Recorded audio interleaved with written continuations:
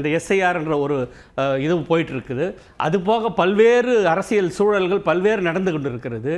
தேர்தலே கிட்டத்தட்ட 5-6 மாதங்களில் தேர்தலே வரப்போகிறது. எல்லா கட்சிகளும் கூட்டணிகளுக்கு நோக்கி கூட்டணி கணக்குகள் மற்றெல்லாம் போட்டுக்கொண்டிருக்கக்கூடிய இந்த சூழ்நிலையில் ஒரு கட்சி ஒரு தன்னுடைய தொண்டர்களுக்காக தன்னுடைய இளைஞர்களுக்காக ஒரு கருத்தரங்கை நடத்தி கொண்டிருக்கிறது, புத்தக கண்காட்சியை நடத்தி கொண்டிருக்கிறது.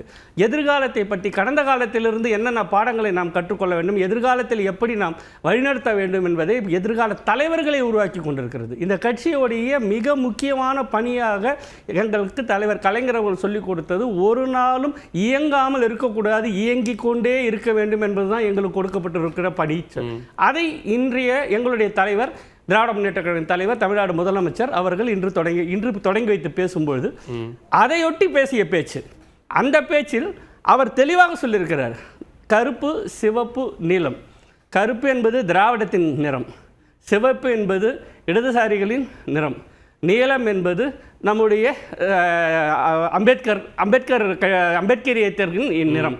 இந்த 3 கட்சிகளும் இந்த 3 நிறங்களும் தமிழ்நாட்டின் மக்களின் உரிமைகளுக்காக எப்பொழுதுமே குரல் கொடுக்கக்கூடிய நிறம். உண்மையில் சொல்லப்போனால் தேர்தல் கூட்டணிகளுக்கெல்லாம் பார்ப்பால், ஒரு கூட்டணியில் தேர்தல் காலங்களில் கூட்டணிகள் மாறாமல் போகும். ஆனால் இந்த 3 நிறங்களும் இந்த 3 கட்சிகளும் ஒருபோதும் மக்களிடமிருந்து விலகியதே இல்லை. மக்களுடனே இருந்தார்கள், மக்களுக்கான எல்லா பிரச்சனைகளும் குரல் கொடுத்தார்கள்.